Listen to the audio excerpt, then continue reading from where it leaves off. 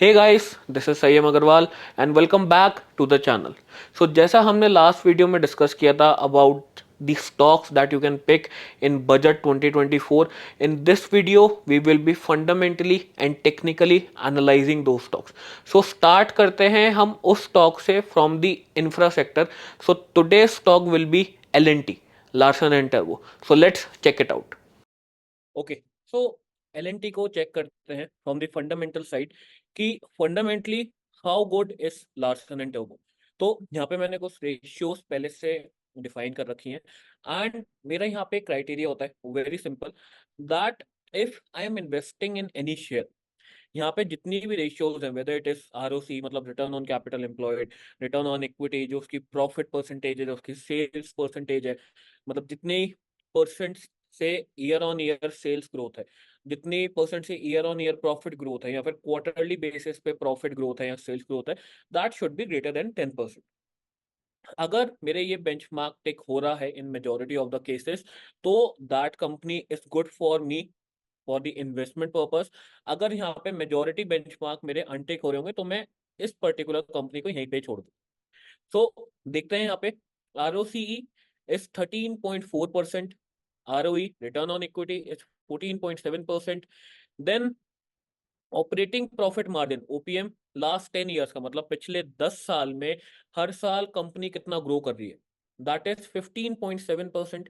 Then come debt to equity. अब company अगर infra sector में है, मतलब they can not proceed without taking a loan.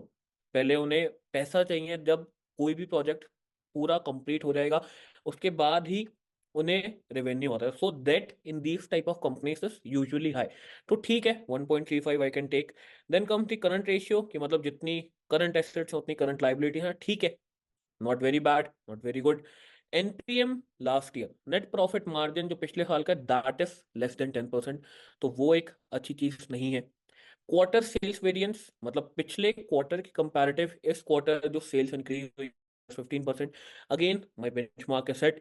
Quarter profit variance is 8.72 which is again less than 10%। तो majority जितने मेरे benchmarks हैं दैट आर बीइंग टिक्ड, सिर्फ दो ऐसे हैं, net profit margin last year का एंड ऑपरेटिंग प्रॉफिट मार्जिन इस क्वार्टर, जो एक थोड़ी सी प्रॉब्लम की सिचुएशन है। तो और आगे देखते हैं, ठीक है। This is last 1 year growth rate chart and इसमें हम देख सकते हैं दैट अगस्त 2023 में the prices were somewhere around 2600 and high उसके बना है दैट इज अराउंड 3900। तो 2600 से 3900 तक प्राइस का रैली हुई है, that is quite good. Double नहीं हुआ है यहाँ पे, but 70-80% return in the last 1 year prices में आया है, that is a good thing. तो यहाँ पे growth rate from the price point of view is good for L&T। अब अगर हम quarterly profit and loss statement देखते हैं, ठीक है, P&L फॉर द क्वार्टर, तो यहाँ पे हम सेल्स देखेंगे। Sales has been a little up and down in the starting, but अगर मैं मार्च 2022 के बाद कहूँ तो इट हैज बीन कंसिस्टेंट। अब थोड़ा बहुत ऊपर नीचे हो सकता है, तो we will ignore a little bit of fluctuation. बहुत ज्यादा गैप नहीं आना चाहिए, जैसे यहाँ पे 48 से सीधा 29 आ गया था, तो इतना सारा गैप नहीं आना चाहिए। अगर 5-7 हज़ार का कुछ गैप है तो that can be ignored. Year on year अगर हम ग्रोथ रेट देखेंगे तो मार्च 21 में इट वॉज 8%, एंड अगर मैं अभी मार्च 24 में देख रहा हूँ तो it is almost 15%। And June 22 से, वो मतलब जून 22 में रोज क्वाइट गुड, देन थोड़ा सा ग्रेजुअली फॉल हुआ। मार्च 2023 में इन्होंने काफी अच्छा एक फॉल लिया in the sales growth, but उसके बाद पूरा का पूरा रिवॉर्ड हो गया and then from the past 3 quarters it is consistently grow, ठीक है। तो बहुत ज्यादा अच्छा नहीं है, बहुत ज्यादा बुरा नहीं है, तो ठीक है। Operating profit margin after deducting the expenses we get operating profit. तो ऑपरेटिंग प्रॉफिट मार्जिन अगर हम देखेंगे तो 17% स्टार्ट हुआ था, देन थोड़ा सा फ्लक्चुएट हुआ एंड देन उसके बाद कंसिस्टेंट है 15-14, 15-14, अभी 13 है। तो एक आध परसेंट अगर ऊपर नीचे है उस पर हम बहुत ज्यादा ध्यान नहीं देंगे। ओवरऑल नेट प्रॉफिट वो भी ठीक है, बहुत ज्यादा ऊपर नहीं है, बहुत ज्यादा नीचे नहीं है। So quarterly statement according to me is neither very good not very bad. तो we can proceed further for more fundamental analysis. Up comes the P&L on year basis. ठीक है। तो सेल्स ग्रोथ अगेन अगर मैं year on year basis देखूंगा तो from 2013 till 2024 consistent है, and that too on the increasing rate. अब मैं यहाँ पे ये क्यों कह रहा हूँ कि फ्लक्चुएशन थोड़ा बहुत हम इग्नोर करेंगे, क्योंकि the company that we are looking at is a large cap company. Large cap company में एक रेट्स तक तो आप पहुंच जाते हैं, growth rate you can achieve very easily, but after your company late से वो 5,000 करोड़ की, वो 10,000 करोड़ की अगर हो रही है, तो उसके बाद वो सेम ग्रोथ रेट मेंटेन करना इज वेरी टफ। आप 1,000 पे अगर 2,000, आप 1,000 करोड़ की कंपनी से 2,000 करोड़ इजीली कर सकते हो, बट 10,000 करोड़ की कंपनी से 20,000 करोड़ करना इतना इजी नहीं होता। So that is the difference कि मैं यहाँ पे थोड़ा बहुत फ्लक्चुएशन इग्नोर कर, ठीक है। It is a large cap company, तो whenever we invest in stock market and if I am a new investor, सबसे पहला फोकस होना चाहिए to search the stable company, जो मार्केट अगर बहुत ज्यादा फ्लक्चुएट हो भी रहा है तो भी मेरे ऊपर इतना ज्यादा इफेक्ट ना पड़े। एंड द बेस्ट केस मैं आपको अभी यहाँ पे दिखाता हूँ। सेल्स ग्रोथ हमें पता है 2022 पे कोविड आया, हर कंपनी ने हिट लिया, तो ऑब्वियसली एल जो कि इंफ्रा में, वहां पे तो सब कुछ ही हॉल्ट हो गया था, तो कंपनी ने भी हॉल्ट लिया। 2020 इट टेक अ डंप। मार्च 2021 क्योंकि प्रॉपरली ओपन नहीं हुआ था सब कुछ, तो नेगेटिव में सेल्स ग्रोथ हुई थी, बट उनका कमबैक देखो कि इट वाज नॉट सस्टेनेबल। इसका मतलब क्या है कि कंपनी के पास कॉन्ट्रैक्ट्स, कंपनी के पास प्रोजेक्ट पहले से थे, जिसकी वजह से कंपनी ने कम बैक किया, and that too on a very strong rate. जो उनका 2019 के आसपास का लेवल था, उसी लेवल पे वो दोबारा से आ गए। So year on year I can say that company is very strong from the sales perspective. Operating profit margin again it is consistent, वो 15-16% कंसिस्टेंट ग्रो कर रही है। For a large cap company to keep a constant rate of growth even after being such a big company is commendable, तो that is a very good sign. Net profit अगर हम देखते हैं 5,000 करोड़ था 2003 में, एंड अभी 15,000 करोड़ है, तो growth rate is also very good. ठीक है, नेट प्रॉफिट मेरा जिस तरीके से ग्रो हो रहा है that is also good. Dividend pay out भी कंपनी दे रही है, ठीक है, कंसिस्टेंट है, कभी ज्यादा कभी कम, क्योंकि depends upon company to company कि कब ज्यादा देना है कब कम देना है, but it is giving dividend, तो एक एडिशनल इनकम भी इन्वेस्टर्स अर्न कर रहे हैं। अब सम मोर रेशियोज की कंपाउंडेड सेल्स ग्रोथ कितनी है ओवर द ईयर्स, तो अगर हम पिछले 10 साल की ओवरऑल देखें, ठीक है, कि हर साल कितना ही सेल्स में ग्रोथ है, 10% कंसिस्टेंट है, 5%, 5 ईयर्स में 10% इज अगेन कंसिस्टेंट, 3 ईयर्स में अगर हम देखें 18% ग्रोथ रेट, बहुत अच्छा है। टीटीएम, टीटीएम का मतलब होता है ट्रेलिंग 12 मंथ्स की, लास्ट 12 मंथ्स में कितनी ग्रोथ रेट है, इट इज 21%। मतलब company have good projects in their hand. And L एक ऐसी कंपनी है जिसको गवर्नमेंट प्रोजेक्ट सबसे ज्यादा मिलते हैं, so from that point of view also I preferred L. Compounded profit growth 5 और 3 साल में थोड़ी सी प्रॉब्लम थी, इस साल का बहुत अच्छा है, ओवरऑल 10 ईयर्स का is also good. Stock price CAGR, CAGR means compounded annual growth rate, पिछले 10 साल में 12% हर साल ग्रो किया है, पिछले 5 साल में 17, 3 साल में 33 and 1 year 42%। So it has given consistent, उन्होंने पैसा लगा रखा है, 14-15% they are earning on a consistent basis, तो कंपनी बहुत ही अच्छा वर्क कर रही है। Fundamentally speaking company is very good till now.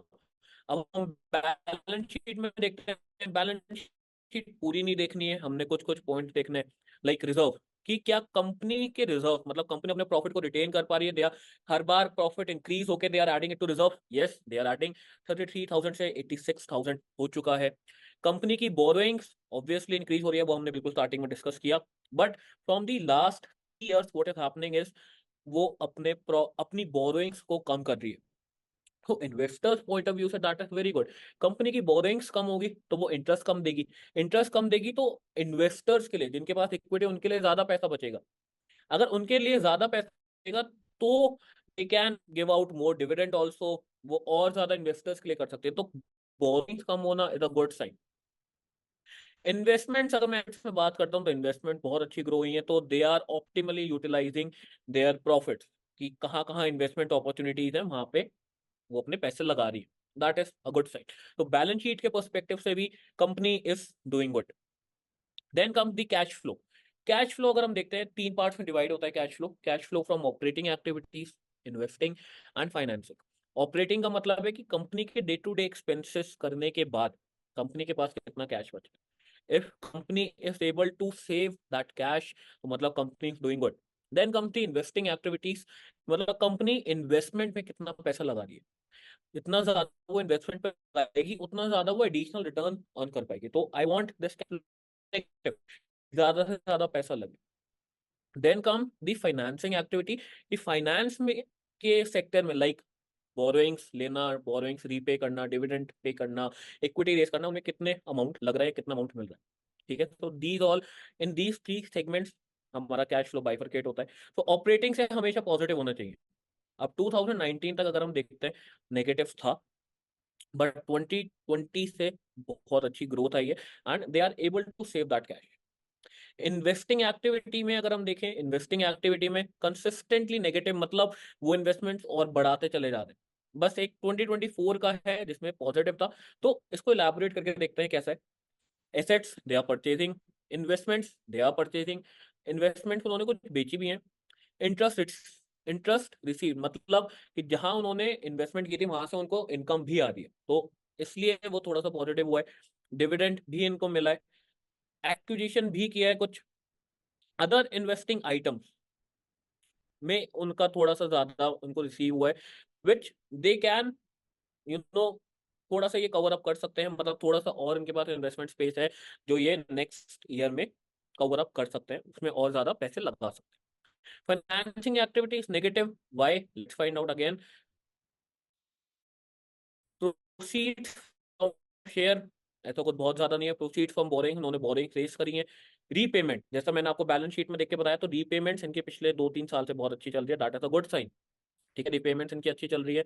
Interest पे कर रहे हैं, डिविडेंड पे कर रहे हैं, तो ओवरऑल इन सब की वजह से ये नेगेटिव है कि मतलब जितनी वो बोरिंग रेज कर रहे हैं उससे ज्यादा वो रीपे कर रहे हैं। ठीक है, उससे ज्यादा वो डिविडेंड दे रहे हैं, वो इंटरेस्ट भी पे कर रहे हैं, तो सब कुछ वो प्रॉपर्ली कर पा रहे हैं। इसकी वजह से ये एक बार नेगेटिव आया है, that is not an alarming thing. अगर ये 3-4 साल कंसिस्टेंट नेगेटिव आएगा तो हम कह सकते हैं कि कंपनी के पास जितना पैसा नहीं है उससे ज्यादा वो यूटिलाइज कर रही है। तो as of now, seeing the overall performance of the company, थोड़ी बहुत अप्स एंड डाउन्स हैं कंपनी में, बट अगर मैं लार्ज कैप कंपनी में if I want to invest in the infrastructure, L and T is a good choice. वो consistent रहेगी, अगर मार्केट यहाँ से गिरती भी है बहुत ज्यादा प्राइसेस उसके नहीं गिरेंगे, and overall it can give you the good return. तो fundamentally these are something that we have to look, and इसके हिसाब से I prefer L and T as a good pick. अब इसके बाद हम फंडामेंटली भी देखते हैं कि fundamentally how this company is performing. तो एल&टी का ये डेली टाइम फ्रेम पे चार्ट है। ठीक है, फ्रॉम 2020 मेरे पास कंसिस्टेंट एक अपसाइड मूव है। Prices are making higher highs and higher lows, and right now it is in a range. ठीक है, अब ये range I can replicate it to this point. ठीक है, कि इस तरीके से ये रेंज बाउंड हो रहा है।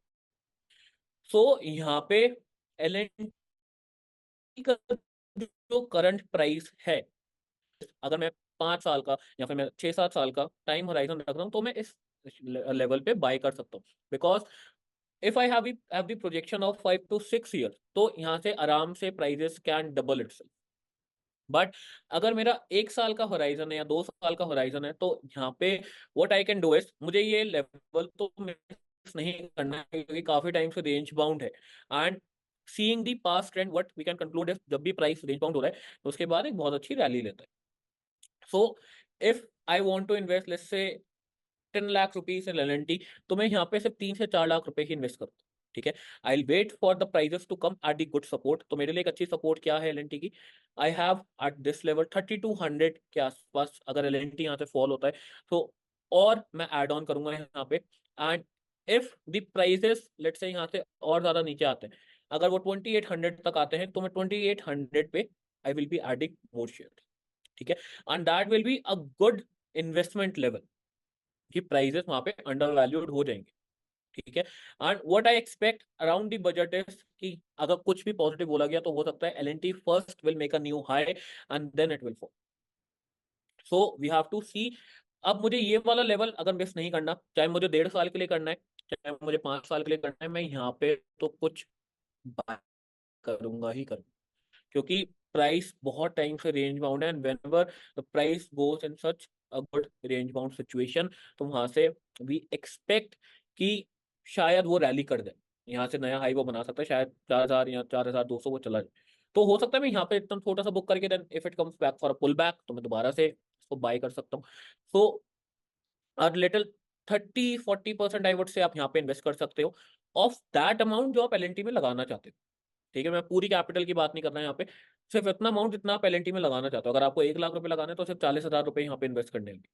ठीक है, प्राइस अगर नीचे आता है 3,200 के आसपास आता है देन 20-30% मोर एंड 2,800 पे रिमेनिंग, उससे ज्यादा कुछ नहीं। Fundamentally the company is good. ठीक है, थोड़े बहुत ups and down her company में होते हैं। Technically speaking company range bound situation में है, तो यहाँ पे भी एक अच्छा लेवल है जहाँ पे हम बाय कर सकते हैं। अगर नीचे आता है तो हम और ज्यादा यहाँ पे ऐड ऑन कर पाए। ठीक है, so this is the pick from the infra sector. So that's it for this video. I hope आपको फंडामेंटली एंड टेक्निकली मैंने एलएनटी क्यों बोला था आपको ये समझ में आया होगा। Stay tuned for the next parts, I will be bringing more shares in the coming video.